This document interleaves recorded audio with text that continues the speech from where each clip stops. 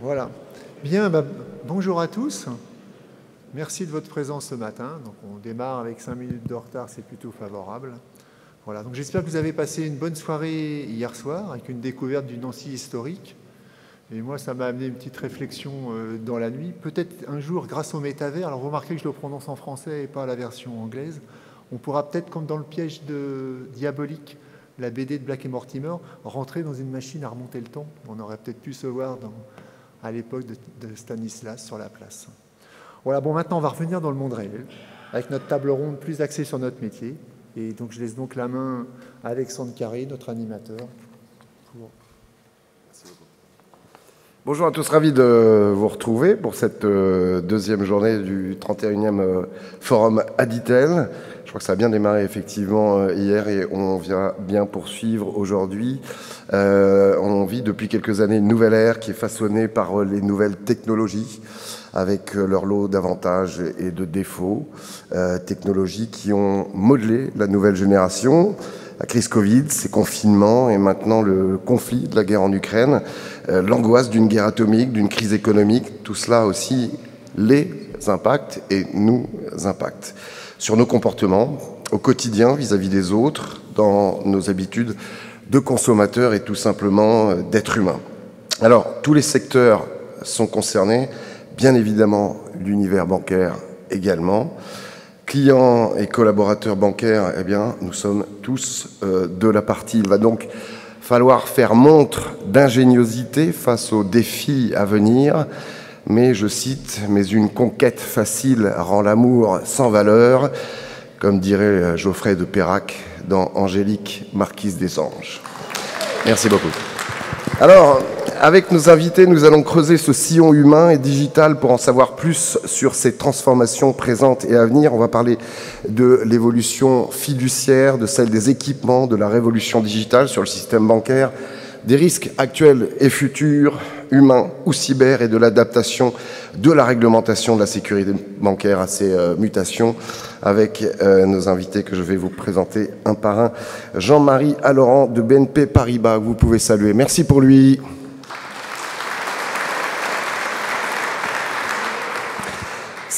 Éric Voulminot de la Fédération bancaire française.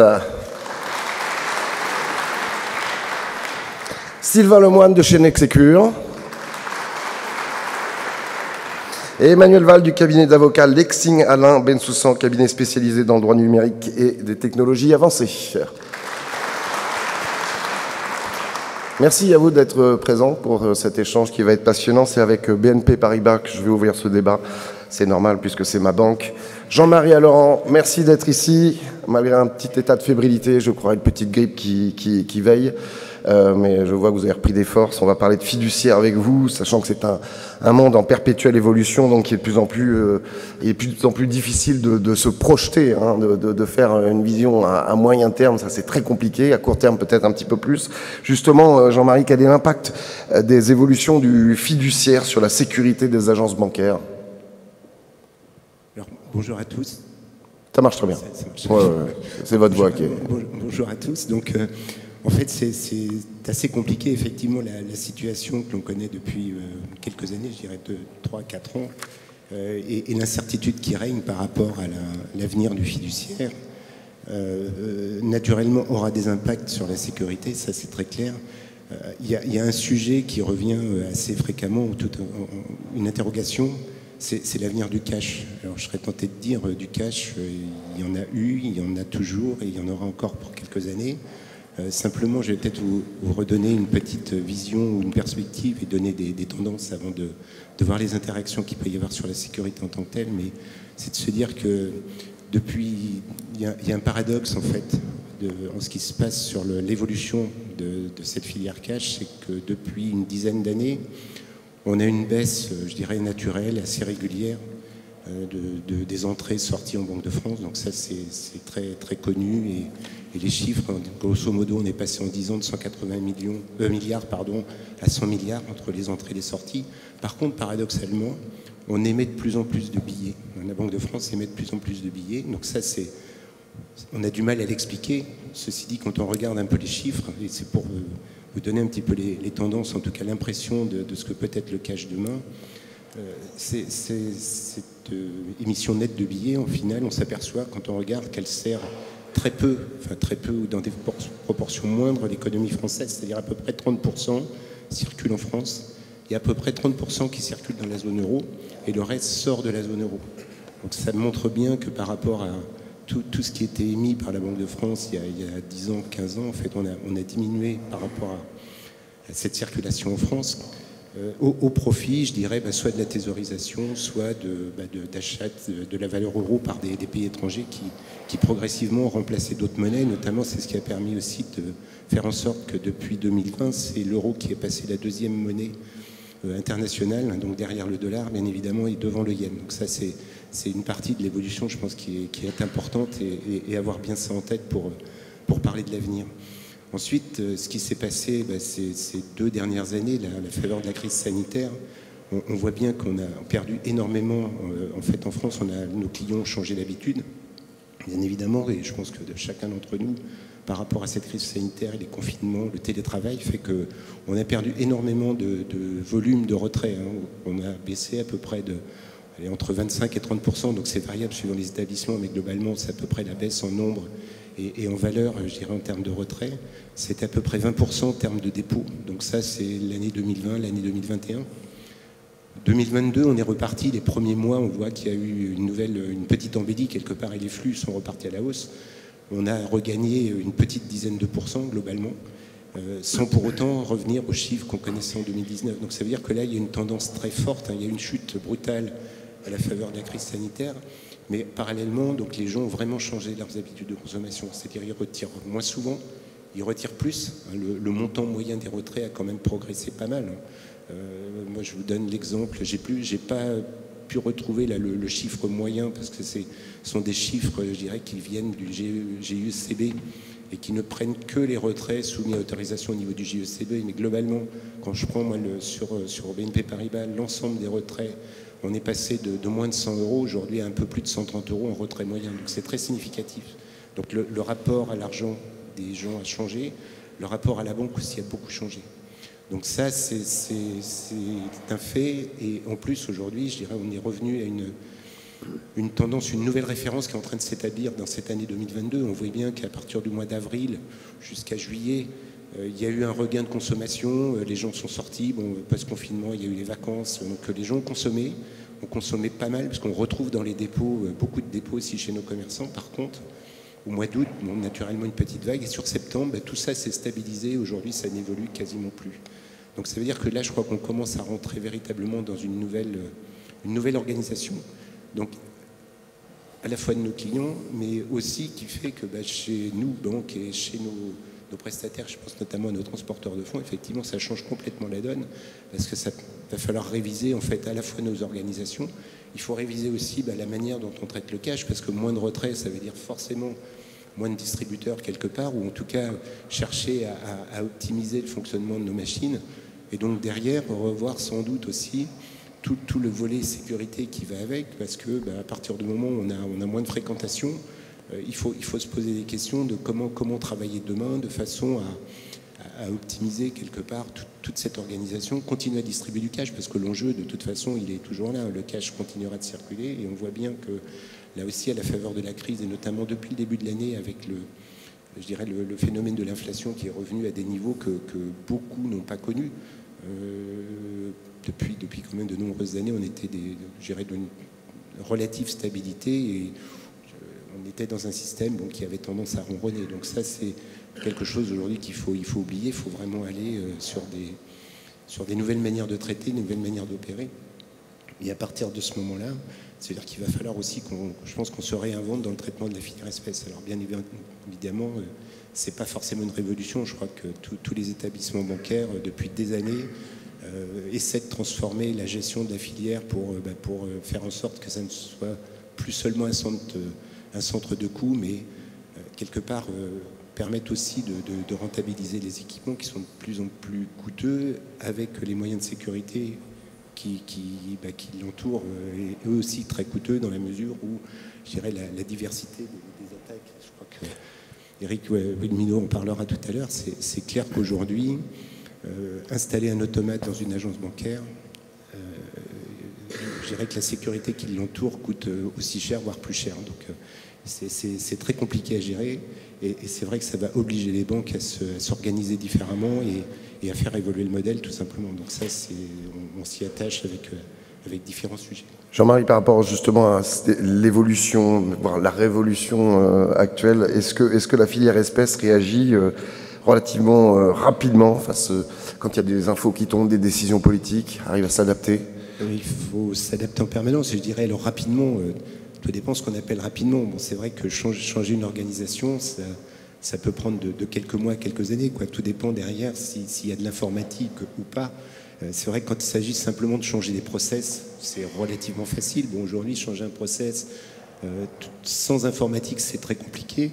Et donc c'est vrai que c'est là où on se heurte. Après, je dirais, j'ai rien contre nos amis informaticiens, bien au contraire. Mais c'est vrai il y a toujours des délais de développement, de recettes, de mise en œuvre. Tout devient très compliqué, très pointu. Et aujourd'hui, je serais tenté de dire que dans une ligne de code, quand on change une virgule, on n'est jamais garanti à 100% que quand on va injecter, je dirais, cette nouvelle ligne de code dans le système, tout va se passer bien. Alors, on l'espère tous. Malheureusement, quelquefois, il y a un peu de raté. Et c'est vrai que ça retarde d'autant. Donc, des modifications qui peuvent paraître faciles sur le papier peuvent prendre plusieurs semaines, voire plusieurs mois. Et quand on se limite à quelques mois encore, on est content. Est-ce qu'on peut faire des prévisions sur l'évolution du fiduciaire à 5 ans? Je sais que c'est compliqué, mais est-ce qu'on quand même, dans une boule de cristal, on arrive à voir quelque chose? Donc, j'ai pas de boule de cristal. Ceci dit, par rapport à ce que je disais, je crois qu'aujourd'hui, quand je parlais de nouvelles références tout à l'heure de l'année 2022, si on se réfère à ce qui s'est passé avant 2019, donc avant avant 2020, avant la crise, on était sur une baisse d'utilisation du cash qui oscillait entre 1,5%, 2% par an. C'était à peu près la moyenne. Bon, quand on voit ce qui est en train, je pense, de se dessiner, alors sauf je dirais, nouvelle crise géopolitique qui ferait que ça changerait forcément la donne. Ceci dit, si on repart là sur la base de 2022, moi, personnellement, aujourd'hui, j'estime qu'on sera entre 2,5-3% de baisse, je dirais, du cash dans les quelques prochaines années. Alors après, tout ça, effectivement, est soumis à d'autres paramètres. C'est les nouvelles technologies. Et puis, on va en parler, mais restons sur le cash en tant que tel, puisqu'on le voyait hier avec Martial You, et a priori en France encore plus, il n'est pas prêt de disparaître. Hein. On va rester, effectivement, ces baisses sont pas si conséquentes que ça au niveau de la baisse, mais avec tous les événements qui apparaissent depuis quelques temps, c'est les gilets jaunes, les manifestations, Black Bloc et autres, comment justement la profession peut-elle se positionner? On a évoqué, quand on a préparé cette interview, le problème au niveau que je retrouve, oui, j'en parlais récemment dans un interview sur News Sécurité avec le préfet Olivier de Mazières, qui est le délégué ministériel au partenariat, aux stratégies, aux industries de sécurité. Très peu de banques ont des groupes électrogènes. Comment on se positionne là-dessus? C'est effectivement, il y a via une attaque cyber ou autre, les gens ne pourront plus retirer leur cash, ne pourront plus venir dans les établissements pour percevoir aussi leurs aides. Alors, aujourd'hui, c'est vrai que c'est difficile d'envisager de mettre un groupe électrogène dans chaque agence. Bon, jusqu'à maintenant, je pense qu'il y a peu d'établissements qui l'ont fait. Ouais.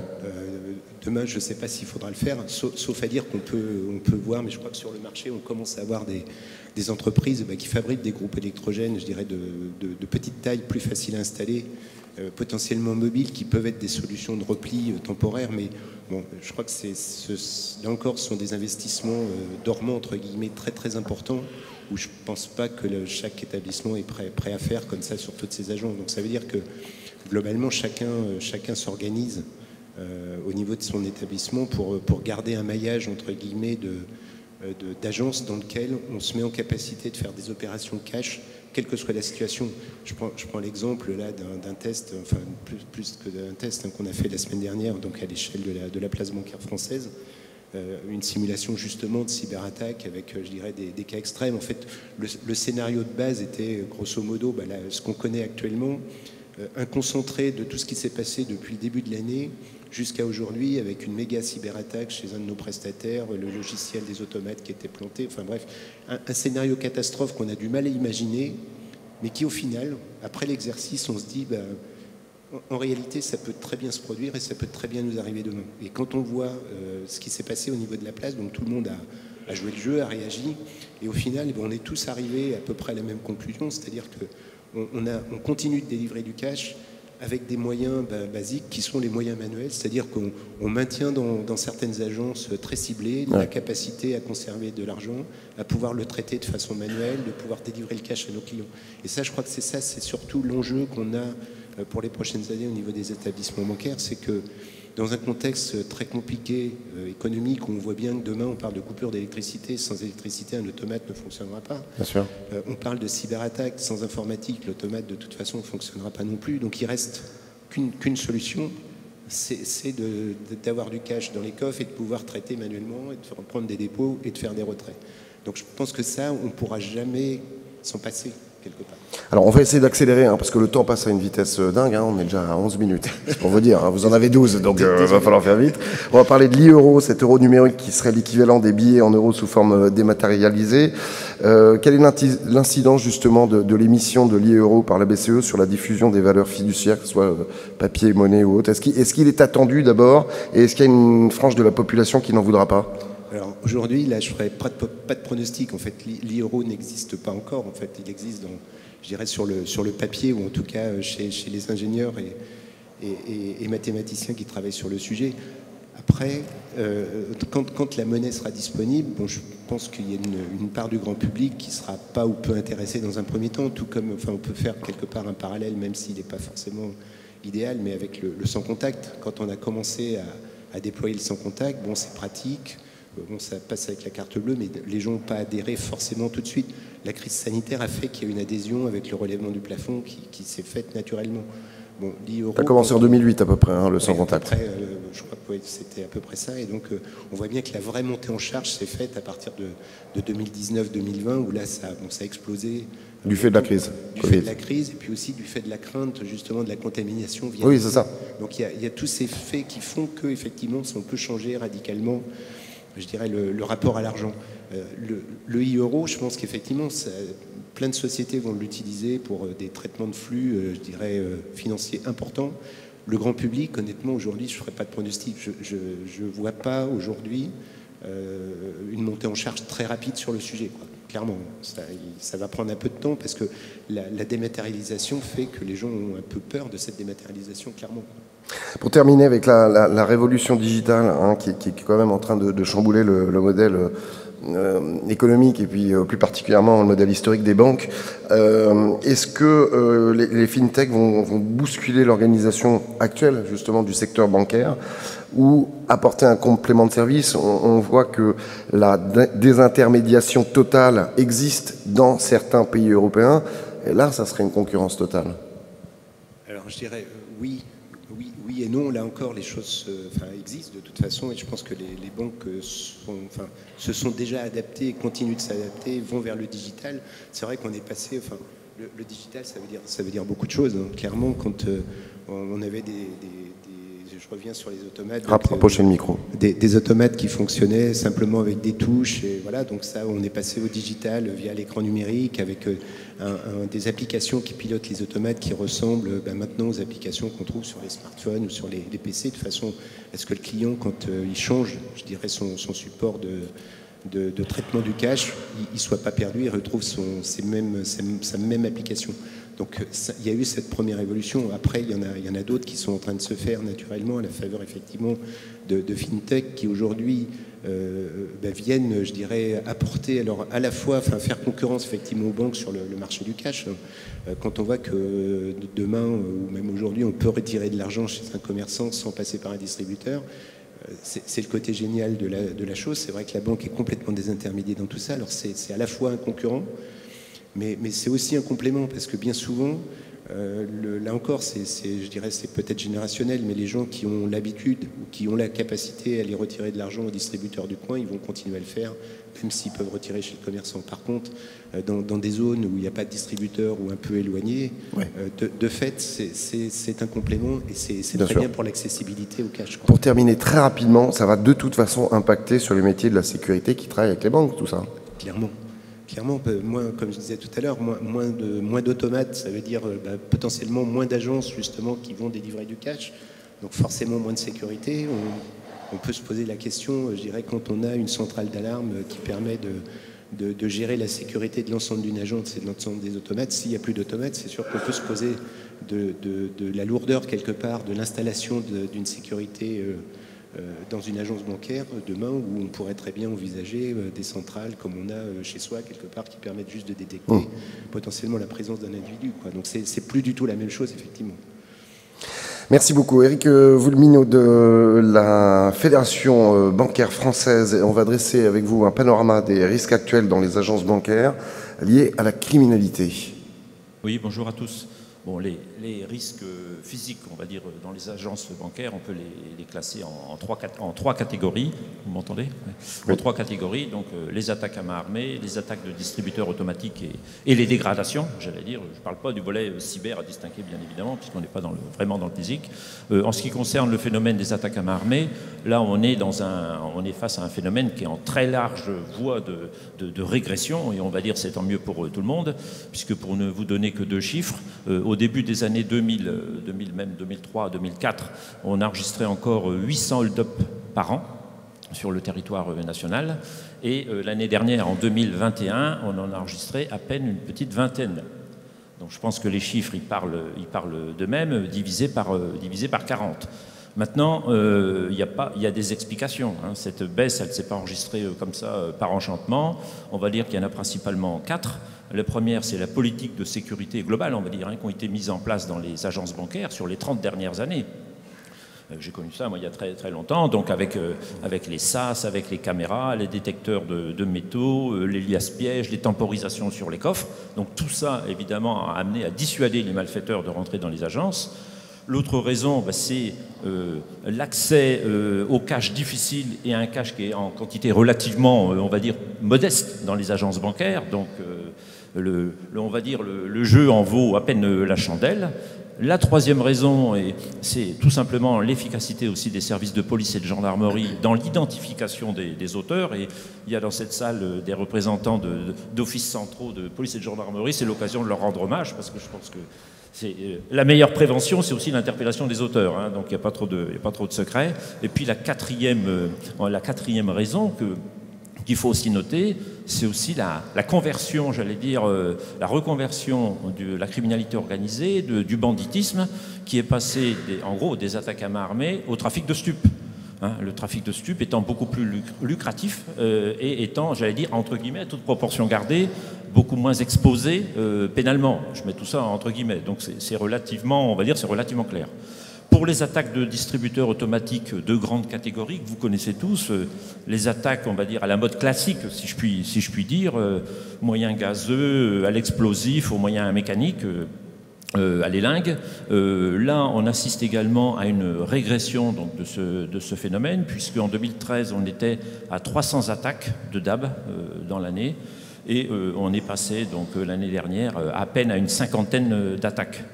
Mais là encore, pas de secret. Il y a des explications, il y en a au moins 2 qui sont relativement claires. C'est la mise en place des dispositifs de maculage de billets dans les distributeurs automatiques qui étaient particulièrement, et qui sont toujours particulièrement visés par les malfaiteurs, hein, notamment dans des villes de moins de 25 000 habitants et des DAB en façade externe. Et puis il y a dispositifs de maculation qui ont été mis en place à la faveur, comme vous le savez, de 3 conventions qui ont été signées entre le ministère de l'Intérieur, la Fédération bancaire française et les banques, qui a été très, très efficace. Et puis la deuxième raison, c'est là aussi l'efficacité des services de police qui ont été amenés à neutraliser de nombreuses équipes qui faisaient quand même beaucoup de dégâts. Il faut aussi savoir s'adapter face aux évolutions des tactiques de braquage et de cambriolage. Il y a eu d'explosions, vous allez rigoler, mais à 100% du braquage de DAB avec un drone. On est passé de 0 à 100 d'un coup avec une attaque de DAB avec un drone. Donc il faut savoir s'adapter aussi à ça. Exactement, tout à fait. Et donc, on va dire l'efficacité des dispositifs, c'est l'adaptation, savoir s'adapter.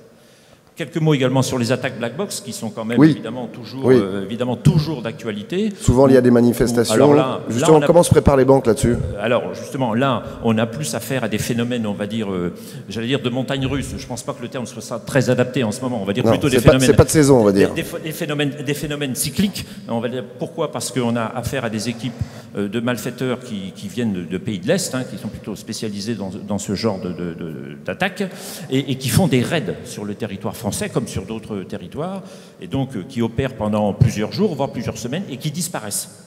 Voilà. Donc là, on arrive avec toute cette mobilisation, je pense que c'est le message qu'il faut délivrer, c'est la mobilisation de l'ensemble des acteurs, de la profession bancaire, des dispositifs de sécurité, des sociétés de télésurveillance et bien sûr des services de police et de gendarmerie, qui permettent de maintenir vraiment ce nombre d'attaques à la mode jackpotting, tout simplement, avec une trentaine de faits qui avaient été enregistrés l'année dernière. Cette année, on ne peut pas préjuger de ce qui va se passer, mais on est à peu près dans le même ordre d'idée, peut-être même moins, alors qu'en 2020, on avait enregistré 94 attaques. Donc on voit bien que pourquoi il y en a eu moins en 2021, mise en place et adaptation donc des constructeurs, des dispositifs que les uns et les autres vous êtes en train de proposer pour mettre en place, pour éviter, non pas éviter le percement de la façade, mais la détecter au plus vite. C'est pas le système qui va l'empêcher, mais permettre de détecter donc au plus vite. Et donc c'est quand même une mobilisation de la profession qui permet d'aboutir à ça. Et puis troisième volet très rapidement, c'est donc vol à main armée, attaque de DAB, les dégradations. Alors, pour les classer et faire très simple, parce que le temps est compté, les dégradations qu'on enregistre sur les agences au quotidien, voilà. Alors, des dégradations qui sont parfois associées à des messages politiques, j'allais dire, mais la majorité du temps, c'est plus associé à la bêtise qu'autre chose. Donc ça, c'est dégradation au quotidien. Et ensuite, un autre phénomène de dégradation que vous connaissez bien, puisque de toute façon, ça a été suffisamment médiatisé, c'est les dégradations qui sont commises à la faveur de grandes manifestations qu'on a pu connaître, compter de fin 2018, notamment au travers des manifs de Gilets jaunes, et dans lesquels viennent s'insérer des mouvements, on va dire, extrêmement violents, extrême gauche ou extrême droite, et qui profitent de la masse pour commettre ces dégradations. Et là, je pense qu'il faut quand même signaler qu'au travers de certaines manifestations, malgré l'encadrement des services de police, on a eu quand même des actions très graves. On a même eu, certains d'entre vous le savent encore mieux que moi, puisqu'on a eu des agences qui ont été complètement détruites, par incendie, complètement détruites. Et dans certains cas, on s'est retrouvé avec des collaborateurs qui se sont trouvés confrontés aux manifestants. C'est des agences qui étaient restées ouvertes et on ne pensait pas que les manifestants allaient forcément passer sur cette voirie, avec des collaborateurs qui se sont trouvés confrontés, on va dire, à des manifestants violents. Donc voilà, des situations quand même assez délicates. Tout ça pour dire que, en ce qui concerne les risques physiques, si on est au jour d'aujourd'hui en train de vraiment bien les maîtriser, eh bien c'est la mobilisation de tous les acteurs et il ne faut pas décrocher. Il faut continuer, on va dire, de réfléchir parce que les malfaiteurs, ils ont que ça à faire en principe de la journée, ils ont le temps de réfléchir et ils trouvent toujours des nouveaux dispositifs. Donc il faut toujours être vigilant et s'adapter en permanence. Alors, le comportement des clients a évolué, il pousse les banques à fournir des services de plus en plus sensibles au niveau sécuritaire, à partir de son smartphone. Et c'est dans l'évolution naturelle que de passer justement aux opérations sur nos téléphones portables. Quels sont les risques à ce niveau-là ? Les risques, c'est très simple, c'est les risques de fraude, bien évidemment. En fait, dans la société moderne d'aujourd'hui, comme vous le savez, on en fait partie, la majorité des clients veulent réaliser la plupart de leurs opérations bancaires eux-mêmes, sans aller dans l'agence, sans même utiliser leur PC, et dans un délai le plus court rapide. C'est la démarche actuelle. Donc ça présente évidemment des nouveaux risques, et on a vu que, on va dire, les attaques des clients, on va dire, d'agences sont, ont passé cette transition, ont suivi cette transition de l'accès de la banque en ligne à partir du PC vers les téléphones. Et au jour d'aujourd'hui, vous avez les spécialistes en cyber, j'en suis pas un, mais qui vous disent, voilà, on détecte beaucoup plus désormais, je parle sur ce type d'attaque, de malware sur, on va dire, les téléphones portables que sur les PC. C'est relativement clair. Comment ces malwares, en fait, sont la plupart du temps, je dis bien pour ces opérations bancaires, sont injectés, l'essentiel, ça passe par l'envoi d'un SMS, qui contient un lien masqué, Et lui-même, ce lien, va permettre d'activer un fichier. Et c'est au moment où le client va aller sur son site de banque en ligne qu'il va se connecter que le fichier va s'activer. Et alors qu'il a l'impression d'avoir la pagination, on va dire, je cherche le terme, voilà, de sa banque, en fait, c'est le fichier qui a pris la place. Voilà. Rapprochez le micro. Pardon. Et c'est le fichier donc, du fraudeur qui a pris la place, et alors que le client pense faire ses opérations en toute sécurité, en fait, il est en train de communiquer sans le savoir ses codes. Donc là, vous avez quand même, on va dire, 4 ou 5 quand même, points qu'on peut relever. Le premier, c'est que vous avez au niveau des établissements bancaires des dispositifs de plus en plus sophistiqués qui visent à éviter évidemment l'accès de ces malwares sur les téléphones portables. Le deuxième point, c'est des messages qui sont adressés sans cesse aux clients pour dire attention, ne communiquez jamais votre code, votre mot de passe à distance. Personne dans un établissement bancaire vous le demandera à distance. Et ne donnez surtout pas votre carte bancaire. Je dis ça paraît incroyable, mais il y a des équipes là en ce moment qui se sont spécialisées et qui réussissent, après tout montage d'un stratagème, à aller récupérer des cartes bancaires à domicile. À domicile. Donc, faut savoir. C'est-à-dire quoi? Ils viennent sonner? Ils viennent sonner, ils viennent le récupérer après avoir passé un coup de fil aux clients en disant quoi? En expliquant que là ils sont sans doute victimes de fraude, et que comme souvent ce sont des porteurs de cartes, on va dire de haut niveau, ouais. Et donc comme ils bénéficient d'un service statut particulier, d'un statut particulier, et qu'ils viennent récupérer leurs cartes pour régler ce problème-là. Et croyez-moi, ça marche. Ça paraît incroyable, mais ça marche. La naïveté de l'être humain sera toujours une... Donc je vous disais, donc ces messages ce message d'attention, il n'y en a jamais de trop. Les troisièmes actions qui sont menées par les établissements bancaires, c'est la mise en place des systèmes d'authentification forte. Je vais revenir très rapidement. Ça me paraît quand même relativement important. Et quant aux clients, je pense qu'il faut éviter d'aller télécharger des applications sur des stores, des plateformes un peu exotiques, ne pas télécharger de fichiers à partir de SMS et utiliser, on va dire, le système d'authentification forte qui, je le rappelle, pour être parfait, vous devez répondre pour faire une opération ou une consultation bancaire, on va dire, à 3 critères, on va dire, successifs. Bien évidemment, le mot de passe et le code, ça c'est relativement clair. Disposer du téléphone portable ou de la montre connectée, et surtout avoir un système d'identification biométrique, empreinte ou reconnaissance faciale. C'est ce qui vous permettra, notamment, on va dire, d'éviter des opérations de fraude. Alors, il y a quand même, heureusement, encore des clients qui viennent dans les agences, les personnes âgées, ceux qui viennent chercher des prestations sociales, mais pas que. Justement, comment ça se passe par rapport à cette importante de la population qui se déplace encore en agence? Il y a toujours évidemment une population qui vient dans les agences, parce que je pense que le contact physique reste important. Néanmoins, les agences bancaires sont aussi confrontées à ces phénomènes d'incivilité. Oui, c'est en hausse, ça, on constate. On en parlera d'ailleurs avec Sylvain tout à l'heure. Peut-être manger sur le périmètre de mon voisin, mais bon, c'est une véritable, on va dire, c'est une véritable difficulté. Et en gros, c'est quand même le reflet, malheureusement, c'est le reflet de la société. Donc, je pense qu'il faut préciser que la profession bancaire n'est pas la seule à être visée par ce type de comportement. Elle n'en a pas, entre guillemets, le monopole. Vous avez des tas d'autres activités, l'assurance, les transports en commun, les services d'ailleurs de police eux-mêmes qui sont confrontés à cette agressivité et à ces incivilités. Par contre, la profession bancaire présente, on va dire, une spécificité. Je ne vais pas l'apprendre ici, elle gère du cash. Elle gère des comptes bancaires avec toutes les opérations de paiement, de virement qui sont associées. Donc, elle est forcément au cœur de l'économie. Et vous imaginez aujourd'hui, si un client, pour des tas de raisons d'ailleurs, diverses et variées, ne peut pas accéder au cash ou un moyen de paiement, évidemment, l'eau monte vite en ébullition, parce que c'est pas vital, mais enfin, c'est quand même fondamental.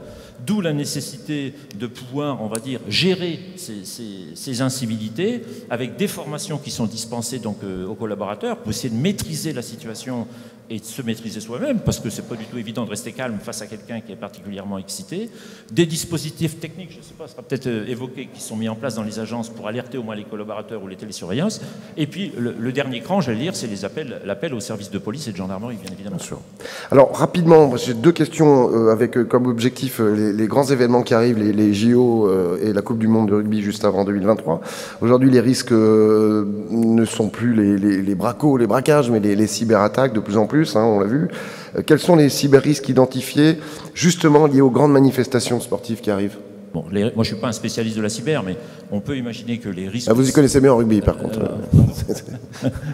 Non, mais on peut imaginer, on va dire, que les risques de cyberattaque, on va dire, ils seront à peu près identiques durant ces grandes manifestations. Sauf que il y aura 2 phénomènes quand même extrêmement importants. C'est que, 1, ils auront une portée médiatique en cas de cyberattaque qui sera phénoménale et donc une répercussion, on va dire, énorme au niveau économique, et que les cibles qui pourront être visées, on peut avoir évidemment les stades avec toutes les infrastructures, les structures d'accueil des athlètes, mais aussi, et ça c'est peut-être les spécificités, des cibles, on va dire, particulières, c'est-à-dire toutes les entreprises ou les services publics qui ont vocation, de près ou de loin, à participer à l'organisation de ces Jeux. L'objectif étant quoi? Tout simplement, soit de déstabiliser une organisation, de la désorganiser, de la déstabiliser, de l'amener aussi du discrédit, bien évidemment, mais ça peut être comme d'habitude, comme toute cyberattaque, le vol de données, la perte et l'appât du gain, c'est-à-dire la rançon, la demande de rançon. Oui, mais on sait qu'entre 2 Jeux Olympiques, les attaques cyber sont démultipliées, donc on n'est pas au même niveau. Comment vous êtes mobilisés, vous, justement, à quel niveau en vue de... C'est dans 2 ans, c'est demain? Alors là, au niveau bancaire, je vous dis, c'est les spécialistes à cyber donc qui pourraient répondre à cette question. En tout cas, moi, je peux vous dire qu'il y a énormément, évidemment, de contacts qui sont déjà et de réunions qui sont institutionnalisées entre les grands acteurs donc gouvernementaux, on va dire, de la cybercriminalité et les établissements bancaires, de manière justement à ajuster, si l'on peut dire, la réponse par rapport à ces risques spécifiques. Maintenant, je pense qu'il n'y a aucun système, malheureusement, qui garantira, on va dire, une étanchéité totale au dispositif de sécurité informatique. Pour terminer, dernière question. Justement, ces JO, ça va occuper une grosse partie des moyens que les sociétés de gardiennage mettent à disposition des banques. Quel risque ça peut apporter au secteur bancaire, justement? Alors, ça c'est un problème. On peut le prendre, on va dire, la réflexion voilà, dans l'autre sens. C'est qu'il est clair que ces 2 grands événements sportifs, comme on dit, donc la Coupe du Monde de rugby, donc, qui va avoir lieu, je crois, du 8 septembre au 28 octobre, si ma mémoire est bonne, et puis ensuite le JO du 28 juillet, je crois, au 11 août, si ma mémoire est bonne, 2024, cette fois. Toutes ces manifestations sportives vont exiger, bien évidemment, des ressources humaines et des moyens matériels complémentaires. Et donc le but, c'est évidemment que ça ne soit pas au détriment des établissements bancaires ou d'autres activités. Donc là, mais ça risque d'être le cas. On sait qu'il faut entre 20 et 30 000 agents de sécurité. Voilà, les estimations et on en manque. Donc on va aller piocher dans tous les secteurs où ils travaillent. Il y a déjà plusieurs réflexions qui sont engagées. Donc je ne suis pas dans le secret des dieux, mais on peut quand même en évoquer 2. La première, c'est que le ministère de l'Intérieur réfléchit à la mise en place d'un titre spécifique provisoire qui permettrait, par exemple, à des étudiants de pouvoir exercer cette activité d'agent de sécurité durant l'événement. Comme un job d'été, quoi. Ça leur permet événement exceptionnel, on va dire mesure exceptionnelle. C'est une des mesures. La deuxième mesure, donc, je crois qui a été annoncée d'ailleurs officiellement par le ministère de l'Intérieur, c'est de dire, voilà, le ministère de l'Intérieur va financer des formations complémentaires, on va dire, au profit, je crois, de 60 000 agents de sécurité, de manière à participer à on va dire, à une formation complémentaire, notamment, ça paraît tout bête, notamment parler l'anglais, parce qu'on peut imaginer que dans des manifestations comme ça, tout le monde ne parlera pas français. Donc si l'agent de sécurité ne comprend pas ce qu'on lui explique en face de lui, ça va être compliqué. Mais est-ce qu'on termine là-dessus, très rapidement donc, ces propositions permettent d'attirer du monde? Moi, j'en suis pas sûr. Ces événements, que ce soit la Coupe du Monde de rugby ou les JO, ils n'ont pas lieu demain. Il faut quand même pleinement s'y activer. Donc, si vous voulez, ça fait partie, on va dire, des mesures qui sont engagées. Je dis le ministère de l'Intérieur. Non, mais vous y croyez du côté bancaire? Vous croyez que ça va marcher? Je pense que ce n'est pas la solution à tout. Mais il n'y a pas 2 solutions idéales. À mon avis, ça sera une succession, on va dire, de mesures qui permettront de combler, on va dire, ce besoin de ressources Et la humaines. Fédération bancaire est confiante là-dessus? Confiante, moi je pense déjà il faut toujours rester confiant. Et je remarque quand même que dans notre système français, on a des défauts, mais on a toujours su s'adapter. Donc ça me paraît être fondamental. Très joli mot de conclusion. Merci beaucoup, Eric Voulmino. Sylvain Lemoine, Nexecure. Est-ce qu'on va focuser avec vous? Oui, on va le faire d'ailleurs, sur l'évolution des organisations, des équipements et sur l'impact. On a parlé des incivilités en hausse. Quelles sont justement les solutions qu'installateurs et télésurveilleurs proposent? Bonjour à tous déjà. Sur les chiffres peut-être déjà. Oui, on peut faire quelques chiffres. Ouais, quelques chiffres observés sur les incivilités. On a des chiffres qui vont à l'inverse des vols à main armée ou des sujets d'attaque de gamme. Pour faire simple, alors je mets l'année 2020 un peu en parenthèse, parce que vous savez tous ce qu'on a connu. Si on prend les chiffres de 2019 et si on les compare déjà à ceux de 2021, on est sur ce que nous est remonté sur nos plateformes de télésurveillance d'augmentation de l'ordre de 25%. Si on prend l'année 2022, alors c'est plus hétérogène en fonction des régions et des établissements, mais on est resté sur cette tendance haute avec des augmentations entre 0 et 10% en fonction des régions. Donc il y a un vrai phénomène qu'on observe tous et que vous constatez tous dans vos réseaux d'augmentation des incivilités, ça c'est un vrai constat. Des chiffres qui sont souvent, vous m'aviez dit, sous-estimés. C'est un peu comme lors d'une manifestation, la police et les organisateurs. C'est le petit jeu de mots que j'avais utilisé. Il y a souvent un écart que moi je récupère entre les chiffres de la police et les chiffres des manifestants. Ce qui arrive chez les télésurveilleurs est toujours un chiffre sous-estimé. Parce que, par définition, pour qu'il nous arrive, il faut qu'il y ait eu un mouvement ou une action du collaborateur agence. Ce qui n'est pas fait, évidemment, on le sait tous, dans la majeure partie des cas. Mais malheureusement, ou en tout cas au vu du contexte, l'augmentation des flux qu'on reçoit, pour autant, est clairement en hausse. Donc on sait que c'est la réalité du terrain et on le sait tous. Alors, il y a plusieurs facteurs. L'évolution de la société, je ne vais pas y revenir. L'impact Covid, post-Covid, des tensions autour de l'argent, du financier. Il y a différents sujets. Et puis aussi des incitations pour la plupart de vos réseaux bancaires à les faire remonter de plus en plus. Et aussi des réseaux bancaires qui sont mieux formés, plus formés peut-être qu'ils ne l'étaient il y a quelques cas, mais aussi des carences qui existent encore sur ce sujet-là, parce qu'on est tous convaincus, et pour en avoir discuté avec beaucoup d'entre vous, que certaines incivilités pourraient être probablement mieux gérées physiquement dans les agences pour éviter des montées en épingle qu'on observe. Alors, on va justement vous vouliez rajouter quelque chose peut-être? Je finissais juste sur une chose. Pour autant, même si ces chiffres sont en croissance importante et représentent des volumétries importantes pour nous, elles ne génèrent que peu en bout de chaîne d'appel aux forces de l'ordre, puisque c'est ce qu'on évoquait tout à l'heure, parce qu'elles sont plutôt globalement bien gérées et mieux filtrées en bout de chaîne.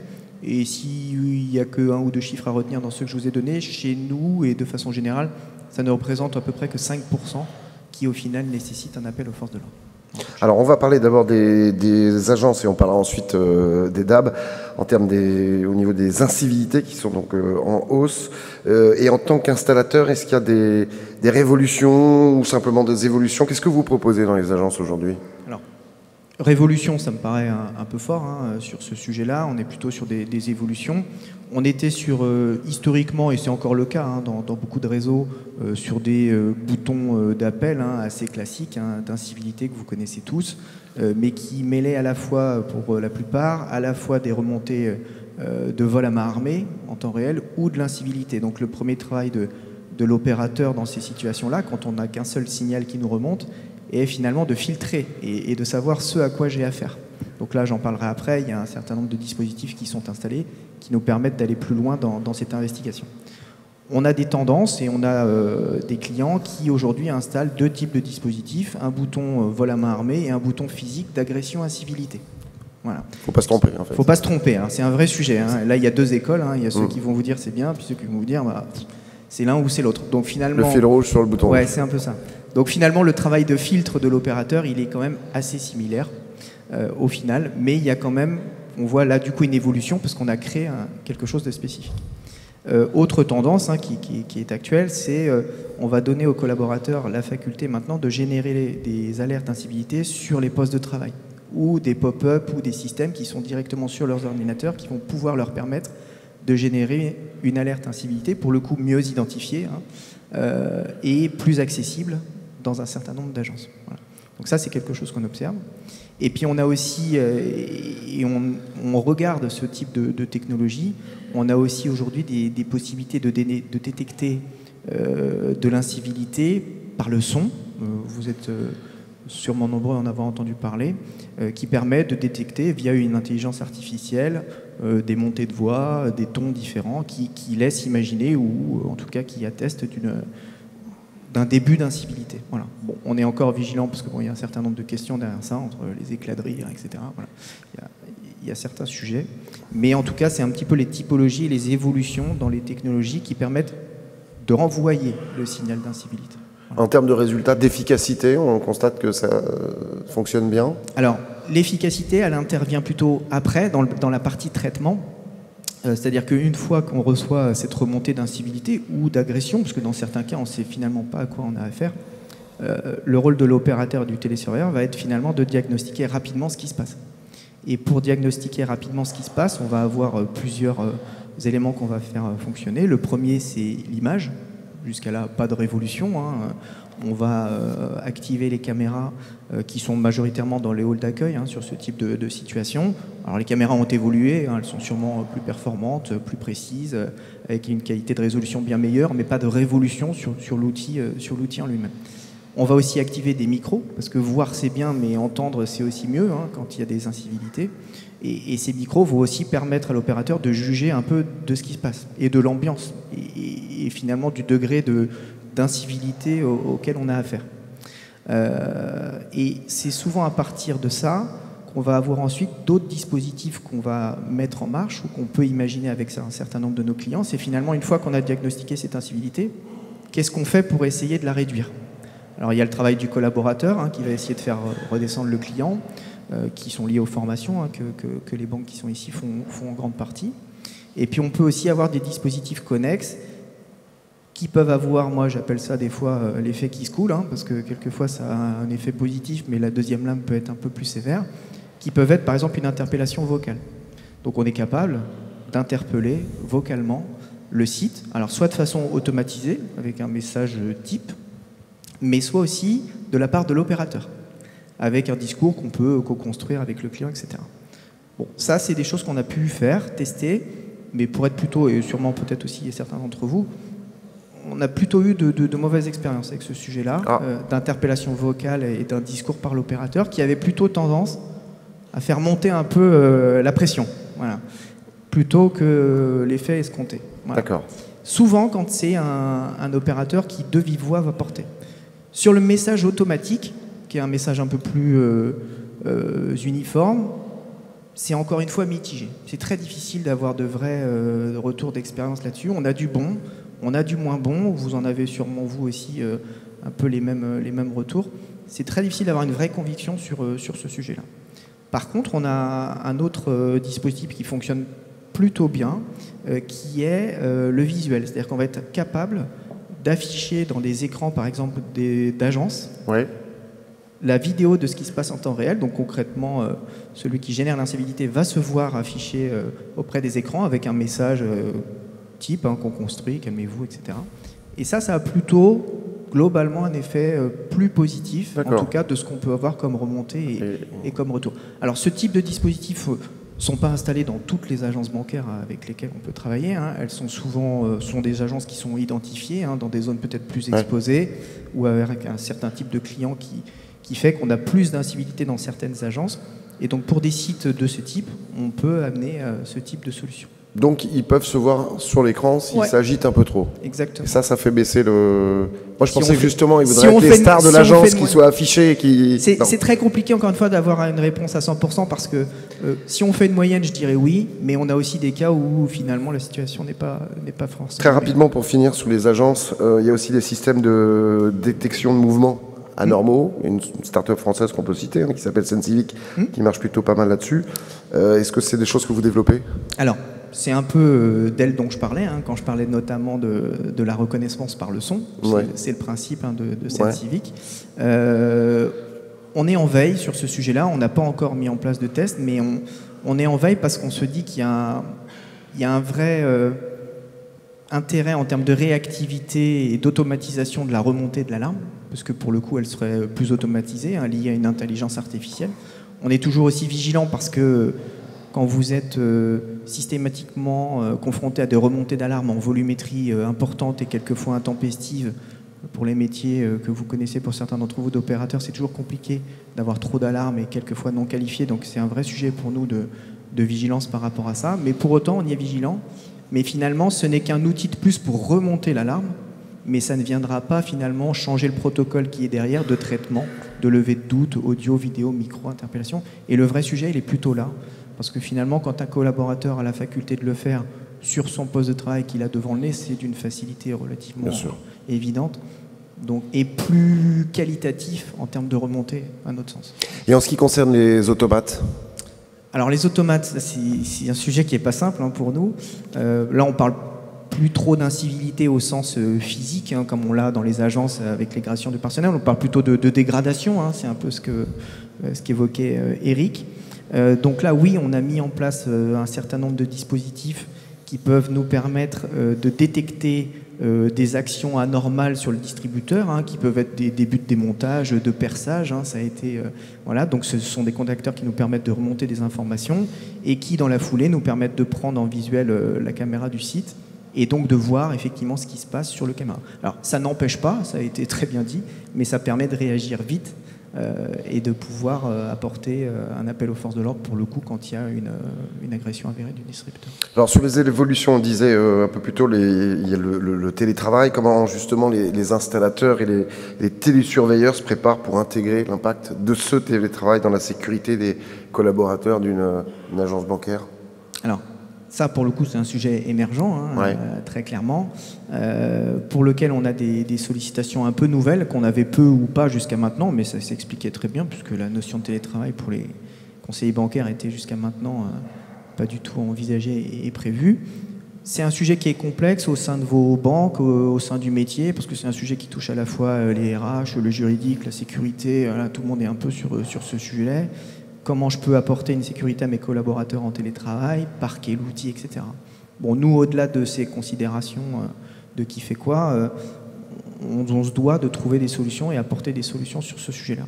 Sur la protection du travailleur isolé, parce que finalement c'est un peu ça dont on parle, hein, il y a des dispositifs que vous connaissez tous, hein, qu'on appelle PTI classiques, qui marchent très bien pour un certain nombre de populations. Alors ça peut être ceinture, boîtier, ce que vous voulez, mais on peut difficilement imaginer qu'un conseiller bancaire chez lui, dans son salon, va s'équiper d'un PTI à la ceinture, etc. Ça paraît totalement, en tout cas, utopique. Donc, il y a des solutions un petit peu plus pratiques, on va dire, voilà, sur les smartphones, par exemple. Donc une des alternatives qui est la plus crédible et la plus cohérente, c'est les applications smartphone qui permettent aujourd'hui à un collaborateur, alors aujourd'hui on parle de banque, hein, mais ça peut être n'importe quel collaborateur finalement en situation de télétravail, de générer de l'alerte et de l'alerte, assistance, agression, etc., via des raccourcis sur le téléphone, via un pop-up spécifique, de façon assez simple. Et on est à la fois finalement, nous dans notre position, j'ai envie de dire télésurveilleur, mais aussi un peu téléassisteur, parce qu'on vient aussi finalement toucher à la protection des personnes et à l'assistance aux personnes, plus qu'à la sécurité des biens dans ces cas-là. Voilà. On peut bien évidemment, on a tous notre portable sur nous, donc en télétravail, en déplacement professionnel ou non, on peut en plus y adapter d'autres options, d'autres alarmes, de la gestion de crise. Oui, il existe effectivement sur le marché des spécificités, des applis qui permettent de remonter des PTI ou des boutons d'alerte, on va dire, assez standards, mais qui ont aussi d'autres fonctionnalités qui permettent de faire de la gestion de crise, de générer de l'alerte de masse. Ce sont des applications qui sont assez complètes et qui existent sur le marché, effectivement. Alors là, on s'écarte un peu de la notion d'assistance et de protection des personnes, mais ce sont des choses qui existent et qu'on surveille. Je ne sais pas si Patrick Lorzafam est là. Non, je ne le vois pas. C'est dommage, j'avais des questions à lui poser. Le président du GEPMSE, le groupement professionnel des métiers de la sécurité électronique, concernant la pénurie de composantes électroniques. Est-ce que vous, par exemple, de votre côté, vous avez un petit rétexte à nous faire là-dessus? Vous êtes touché? on est touché, j'ai envie de dire oui et non. On en parlait encore hier de ce sujet-là avec certains. On n'a pas à proprement parler de situation de crise sur l'approvisionnement du matériel avec les fournisseurs qui sont les nôtres. C'est aussi dû à des anticipations qu'on a su faire et qu'on a pu faire. Aujourd'hui, on est plus sur des délais qui s'allongent plutôt que des problèmes de pénurie. Voilà. Donc on est plus sur l'anticipation de nos besoins et les perspectives qui sont les nôtres en termes d'activité, qui nous obligent à anticiper un certain nombre de commandes et de produits de façon beaucoup plus anticipée qu'on ne le faisait avant, puisqu'aujourd'hui on peut avoir des délais qui ont été multipliés par 3, par 4, par 5 pour obtenir un certain nombre de produits, mais pas de pénurie au sens physique et pur du terme. J'aurais voulu avoir un avis de Patrick Anzafame, il n'est pas là, hélas, sur le cadre légal du télétravail pour justement la télésurveillance, les opérateurs. Donc on ne l'aura pas, mais est-ce que pour vous, ça sera un jour d'actualité quand même? Alors on sait que la législation pour le moment ne le permet pas. Est-ce que finalement c'est plus qu'une mode, cette nouvelle façon de vivre va quand même forcer le législateur à évoluer? Et est-ce que vous pensez que vous serez potentiellement, entre guillemets, touché par ce télétravail? Est-ce que c'est jouable? J'ai envie de dire, je l'espère. Aujourd'hui, je ne suis pas le seul télésurveilleur dans la salle, on sait que c'est compliqué aujourd'hui de recruter des opérateurs. Le marché, il y a beaucoup de contraintes. Il faut se déplacer, c'est des horaires compliqués. Exactement. Le marché est tendu pour beaucoup, mais il est aussi tendu pour ces métiers-là. C'est un métier qui n'est pas évident déjà parce qu'effectivement, il y a des contraintes de journée, de travailler le week-end, le dimanche, les jours fériés, et ainsi de suite. Un centre de télésurveillance, c'est 7 jours sur 7, 24 heures sur 24. Ouais. Donc on a ces contraintes-là qui sont déjà des contraintes difficiles à accepter pour un certain nombre de candidats. Et il est évident que si demain la possibilité de faire cette activité en télétravail s'ouvrait, ça serait pour nous forcément un levier d'attractivité beaucoup plus fort. Maintenant, vous imaginez toutes les contraintes sécuritaires technologiquement et parlant, technologiques qu'il y a derrière ça, parce qu'aujourd'hui, nos opérateurs sont dans des conditions de sécurité optimum dans un centre de télésurveillance. Ça serait une vraie révolution. Là, pour le coup, ce serait une vraie révolution, exactement. Merci beaucoup, Sylvain. Je continue ce tour de table avec vous, Emmanuel Val. Vous êtes avocat au cabinet Lexing Alain Bensoussan, qui est un cabinet spécialisé dans le droit du numérique et des technologies avancées. D'ailleurs, je vous invite à regarder sur News Sécurité Alain Bensoussan qui présente des programmes courts sur des thématiques qui peuvent vous concerner, la propriété des données personnelles, le droit des cookies ou encore que peuvent faire nos systèmes juridiques face aux GAFAM. On va parler avec vous de l'adaptation de la réglementation de la sécurité bancaire aux évolutions en cours. Est-ce que justement cette réglementation bancaire est encore adaptée, sachant qu'on est en perpétuelle évolution avec des choses nouvelles qui arrivent tous les jours? Alors d'autant plus qu'il y a de plus en plus d'agences sans cash. C'est une vraie question et je vais vous répondre oui. Et je vais tenter de démontrer. Juste un petit point sur le télétravail qui est effectivement évoqué tout à l'heure et sur la législation en cours. L'orientation, bien sûr, elle est à cette ouverture-là.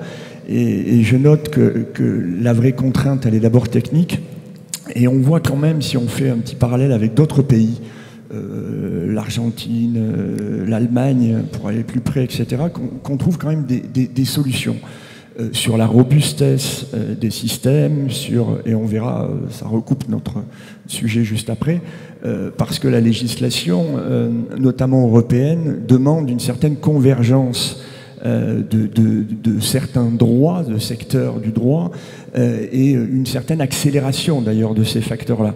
Donc on peut penser, on peut être assez ici confiant que la législation, en tout cas française, puisse vraiment venir ici à l'appui de ce type de métier assez prochainement. En tout cas, c'est mon avis, sachant qu'on travaille depuis déjà 2-3 ans sur l'adaptation du télétravail sur vos types de métiers, et c'est pas simple.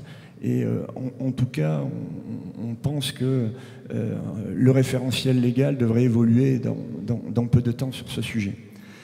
Sur la problématique de l'adaptation de la législation, notamment sur cette problématique de cash, je disais oui tout à l'heure parce que j'en ferai une petite récitation j'en ai compter 8-9 textes, à la fois des textes sectoriels, sécurité bancaire, plus général, type RGPD, qui ne s'adresse pas forcément au secteur bancaire, et également issus, j'allais dire, de nos autorités de contrôle, ACPR, ANSSI, Banque Centrale Européenne, qui mettent l'accent surtout sur la problématique de l'adaptabilité opérationnelle locale. Et c'est un peu le rôle du préfet.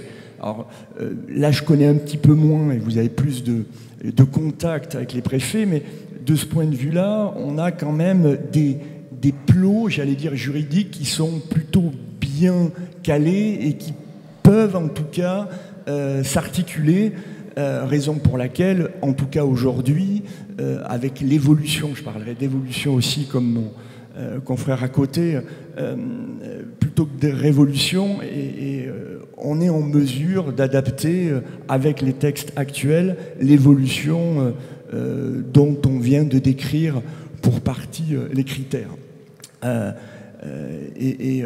J'en veux pour preuve, si je fais ma petite liste des textes ici, on ne va pas rentrer tous dans les détails, mais on a des réglementations générales avec un secteur sécurité bancaire, c'est Nice 1. Alors, Nice 1, c'est 2016, mais on a Nice 2 qui est en pleine discussion et qui devrait arriver très prochainement. On a, je l'ai indiqué, le RGPD pour les textes généraux. On a DORA, 24 septembre 2020, sur la protection des entités du secteur financier, notamment. Ça, c'est pour la réglementation générale.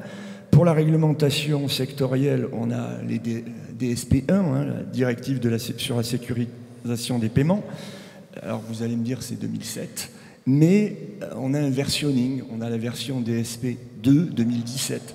Alors c'est important le versionning en droit parce que finalement on a des textes avec, j'allais dire, des règles générales, mammifères, et on a une capacité d'adaptation assez rapide avec ce versionning. C'est-à-dire qu'on ne refonde pas tout, on garde bien sûr les éléments principaux pour pouvoir avancer plus vite.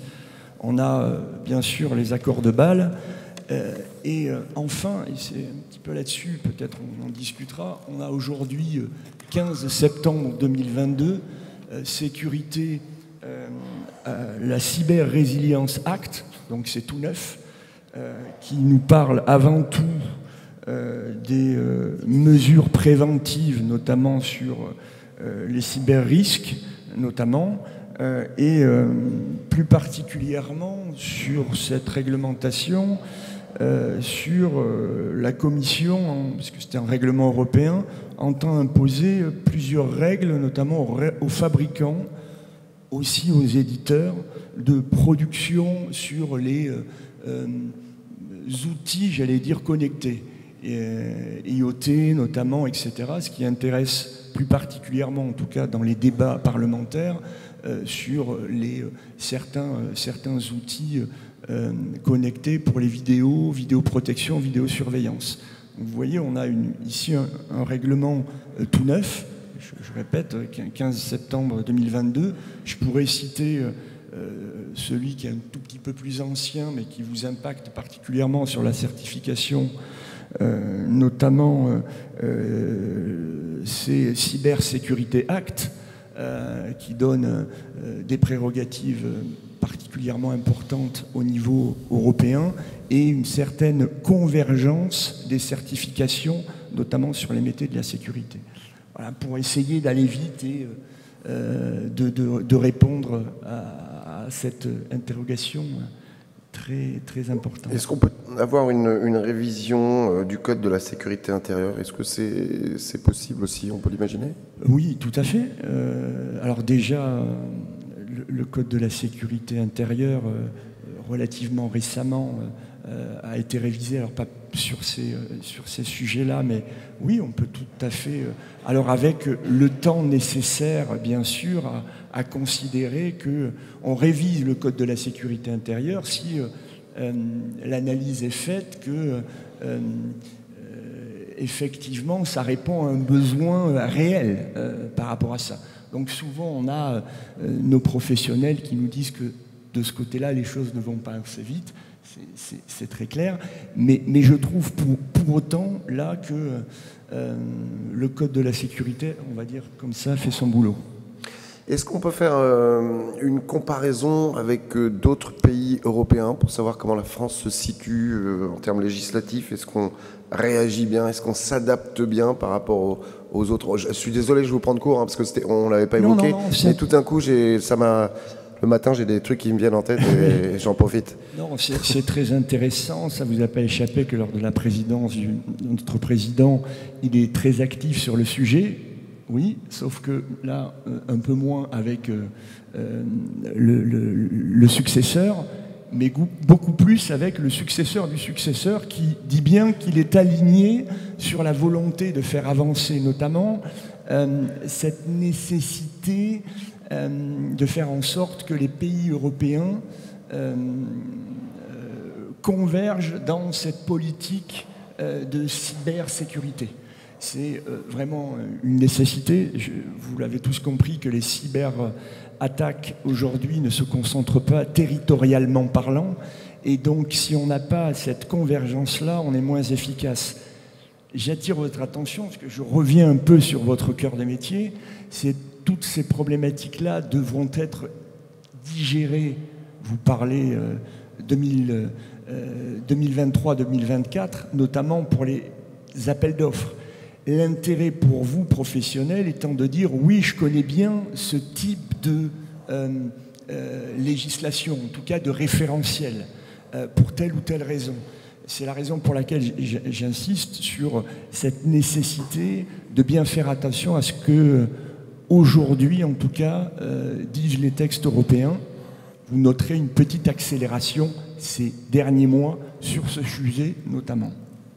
J'ai une dernière question pour vous, en ce qui concerne le responsable sécurité, l'agent de sécurité dédié et le télésurveilleur, leur rôle. Est-ce que leurs rôles vont également évoluer? Il est majeur et bien entendu, j'enfonce une porte ouverte, car l'auditoire sait mieux que moi, alors notamment pour le télésurveilleur, j'ai opéré quelques formations, notamment sur, j'allais dire, la faisabilité de telle ou telle opération avec tel ou tel type de matériel. Aujourd'hui, tout converge à ce que cette évolution, bien entendu, soit intégrée vers l'humain, avec bien sûr des degrés différents, ça dépend ce que le prescripteur attend, et l'intérêt, c'est que vous soyez doté d'un personnel bien sûr efficace, mais au juste degré des services qu'on vous demande. Alors oui, c'est la surveillance, ici la sécurité humaine et le télésurveilleur sont pour moi la pierre angulaire, et de toute façon devront être ici menés de concert, même si, bien entendu, les textes légaux sont peut-être abscons à ce niveau-là, mais il y a une traduction très claire. Je veux dire, par exemple, aujourd'hui, avec un certain nombre de matériel, on peut appréhender tel type de données. Est-ce que le télésurveilleur est en mesure de les appréhender? Si oui, de quelle manière? S'il doit opérer un reporting, là encore de manière numérique, de manière instantanée ou pas, s'il y a donc une sorte de chambre de décompression au niveau sécuritaire, etc. Je rappelle que ce niveau-là de demande, en tout cas de recommandations, vous les retrouvez dans certains textes que je viens de citer. Alors, à nous, à un certain niveau, j'allais dire, de faire digérer ça aux télésurveilleurs, parce que nos prescripteurs vont bien sûr ne pas manquer, de nous demander si nous sommes capables, en tout cas, d'y répondre. Merci Emmanuel Val, Sylvain Lemoine, Eric Volmino et Jean-Marie Laurent. Je crois qu'on peut vous applaudir. Merci beaucoup pour la qualité. Avant de passer aux questions de la foule en délire, Elisabeth Sellos-Cartel, adjointe au délégué ministériel et aux partenariats, aux stratégies et aux innovations de sécurité, va nous donner quelques précisions importantes. On va lui apporter un micro, ou si tu veux nous rejoindre ici sur le Pato, ce qui me permet de te lancer sur cette question, Elisabeth, sur les nouveautés en termes de vidéoprotection, entre autres sur le partage de l'image. Bonjour Elisabeth. Bonjour, donc je rappelle juste rapidement que je représente donc la délégation au partenariat aux stratégies d'innovation de sécurité qui est au ministère de l'Intérieur votre guichet d'entrée quand vous avez des questions sur tous les sujets qui sont ceux de vos métiers et ou lorsque vous voulez porter des innovations ou vous posez des questions sur la mise en œuvre de nouvelles technologies. Je le dis puisque j'ai entendu notre représentant de Nexecure tout à l'heure évoquer l'usage du son dans les agences. C'est effectivement très utile et très efficace, mais il y a un petit sujet juridique et donc n'hésitez pas à me questionner sur ces sujets. Alors, les nouveautés vidéoprotection, on parlait tout à l'heure, mon cher Alexandre, de l'évolution du code de la sécurité intérieure en particulier. Eh bien oui, les codes évoluent régulièrement justement à la faveur des lois qui sont votées au Parlement. Et donc récemment, on a eu 2 lois, celle du 25 mai 2021, la loi sur la sécurité globale, qui a été suivie de la loi sur la responsabilité pénale et la sécurité intérieure en janvier 2022. Et ces 2 lois ont fait qu'aujourd'hui, par exemple, les drones aux fins de surveillance équipés de caméras, qui étaient jusqu'alors illégaux dans l'usage des images collectées, peuvent être désormais utilisés par les services de secours et d'incendie et sous certaines conditions assez restrictives dans l'immédiat par les services de police, de gendarmerie et des douanes. Alors vous allez me dire, la sécurité privée ne peut pas l'utiliser, les polices municipales non plus, c'est un fait, mais il faut quand même intégrer le fait qu'à chaque fois que des nouvelles dispositions sont favorables aux forces de sécurité de l'État, dès lors que ces dispositifs fonctionnent bien, sont bien utilisés, à terme, on en voit la pérennisation et leur extension à d'autres acteurs. Deuxième chose importante, la loi sur la sécurité, ces 2 lois ont permis de nouveaux échanges de partage d'images, puisque plusieurs dispositions ont ouvert la voie à des nouvelles mutualisations de dispositifs dans l'espace public. Et une disposition qui est importante et qui peut concerner certains de vos établissements, c'est la possibilité pour les policiers municipaux d'accéder aux images de la vidéoprotection des établissements qui sont installés sur leur territoire, ce qui veut dire que seuls les policiers et les gendarmes jusqu'à présent pouvaient accéder à ces images, soit sous réquisition judiciaire, soit sous forme d'un déport d'images avec une convention qui règle les modalités de transfert. Or, désormais, on peut imaginer qu'un CSU sur une commune puisse récupérer des images d'un établissement commercial ou autre qui rencontre des difficultés particulières.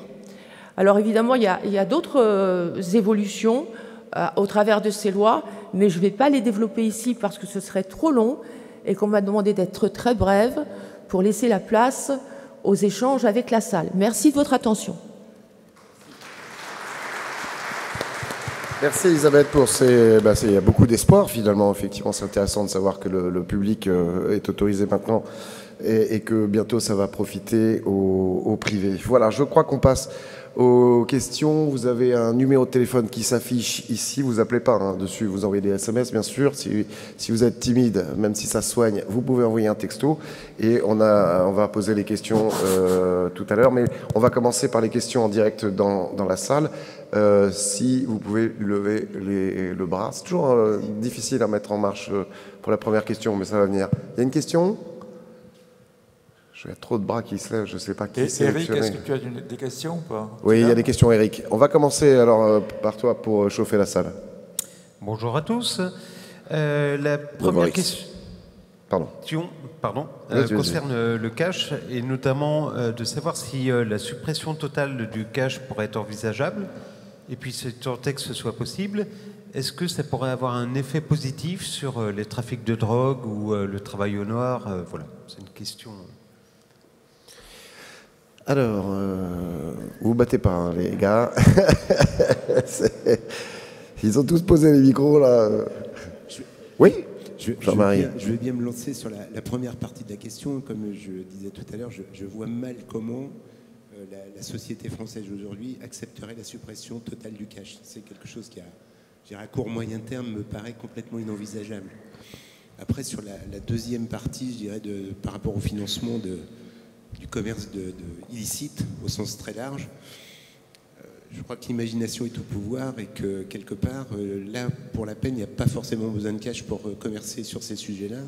Et malheureusement, ce n'est pas le cash de mon point de vue, mais ça n'engage que moi aujourd'hui. Mais je ne crois pas que ce soit le cash qui empêche le commerce de drogue ou autres substances illégales, quoi, clairement. Quelqu'un veut rajouter quelque chose? Non. Question publique, peut-être, ça y est, maintenant? Vous êtes chaud? Toujours pas? Deuxième question backstage. Alors, concernant la diffusion de malware qu'on a évoqué tout à l'heure par le biais de SMS, est-ce que l'identification sur l'application via la biométrie du smartphone permet de mieux sécuriser cet accès à l'appli, ou est-ce que ça n'a aucun intérêt vis-à-vis de ce malware?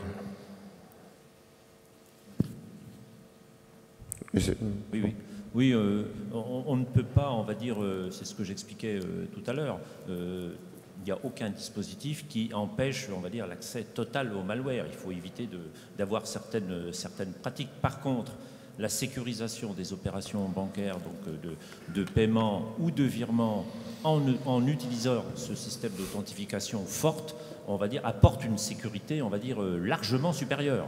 Donc l'objectif, c'est d'inciter, on va dire, le client de l'agence à répondre à cette authentification forte.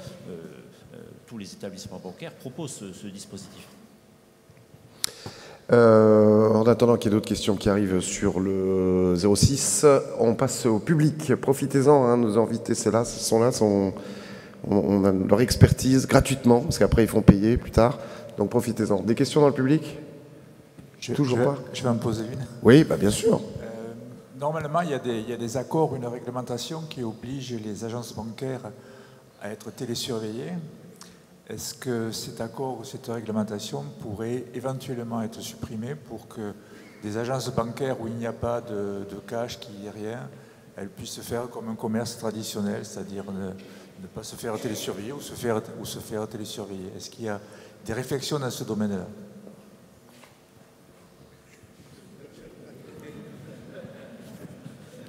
Je vais vous demander de répéter la question de Laure. Je répète. Vous pouvez répéter la question?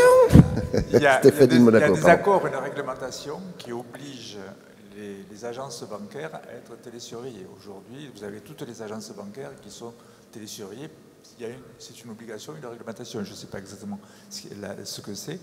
Et la question que je pose, c'est à partir du moment, et cette réglementation, elle avait été créée à cause du fait qu'il y ait beaucoup de cash dans les agences. Aujourd'hui, étant donné qu'il n'y a plus de cash dans les agences, qu'il va y avoir certaines agences qui sont réduites pratiquement à comme une épicerie ou quelque chose comme ça, est-ce que cette obligation, réglementation peut un jour ou l'autre être levée, ce qui fait qu'elles seront obligées d'être télésurveillées? Je pense que, à mon avis, cette obligation, elle ne tenait pas qu'à l'utilisation du cash. Donc je pense que les problématiques, on l'a bien vu, de sécurité dans les agences ne tiennent pas. On parlait des incivilités tout à l'heure, on parlait de tas de problématiques d'agressivité. Donc je pense qu'il faudrait en rester, il faut en rester là. Il faut maintenir ce dispositif. Ça me paraît clair. Une question ici, là-haut. Ah oui, tout là-haut, superbe. Allez, en footing. On va faire un peu de step. Bravo. Ouais, j'adore.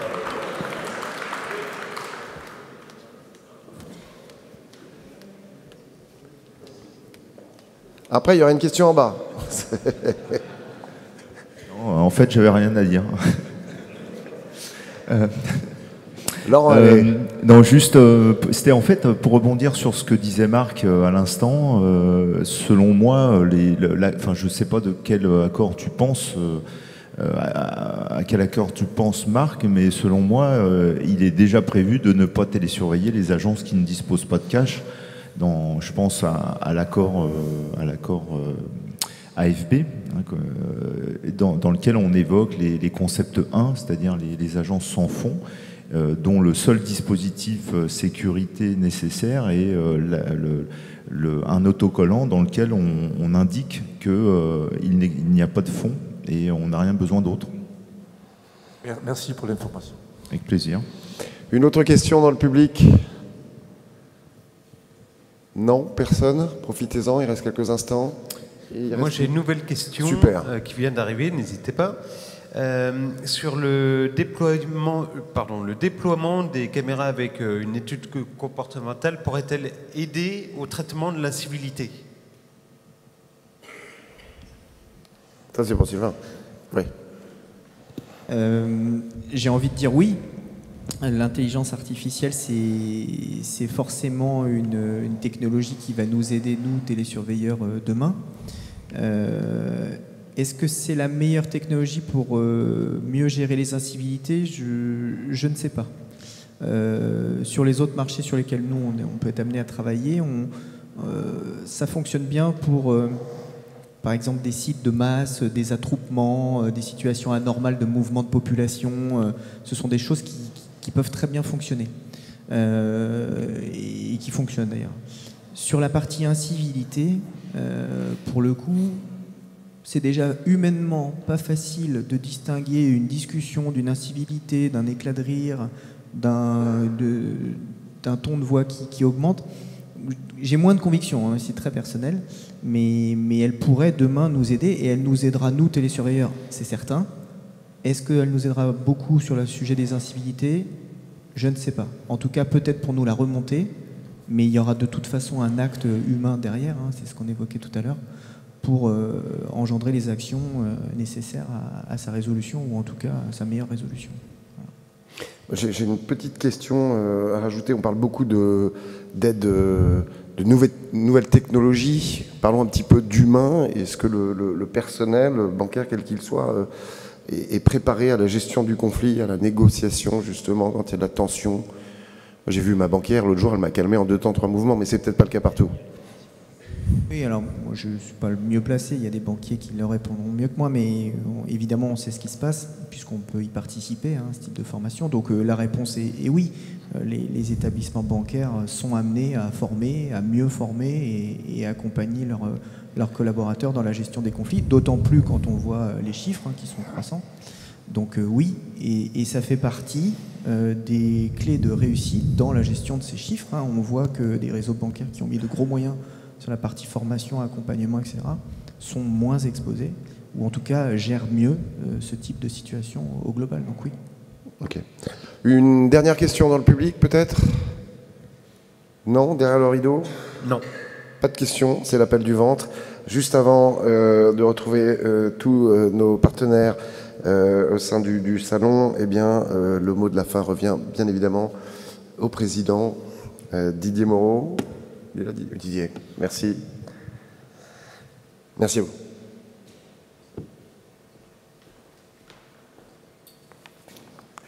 Bien, effectivement, il me revient le soin de conclure, comme d'habitude, notre forum. Donc, on est parvenu au terme des débats.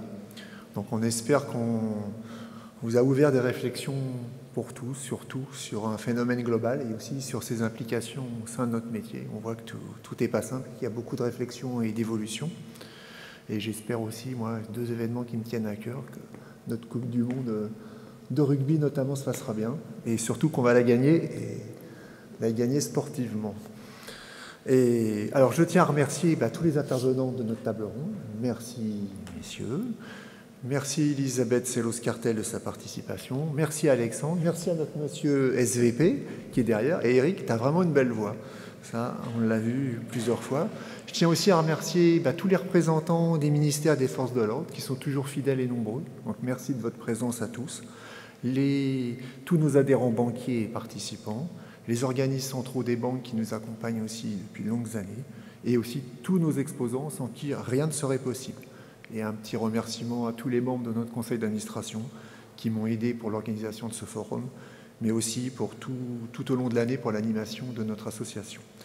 Et j'en profite du coup pour rappeler, Aditel, son but principal, c'est un lieu d'échange et de partage entre tous les acteurs de la sécurité bancaire. Alors c'est un lieu d'échange via notre forum, mais pas que lui.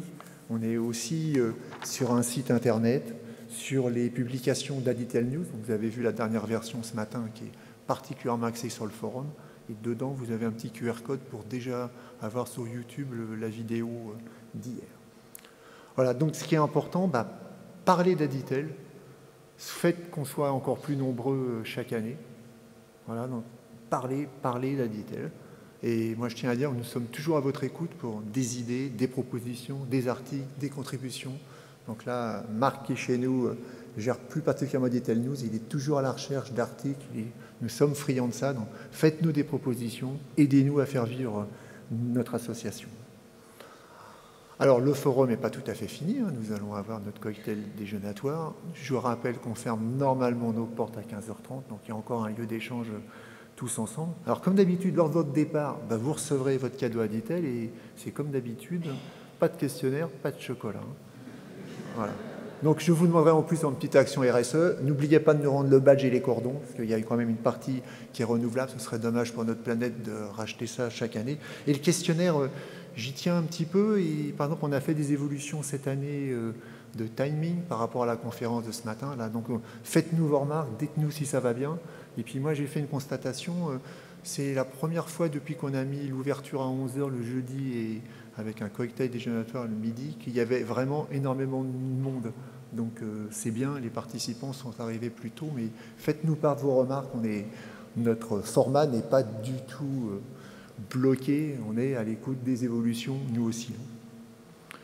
Et maintenant, il me reste ce que vous m'avez tous demandé, vous avez demandé au moment où vous avez essayé de nous soudoyer pour savoir, le lieu de notre prochain forum.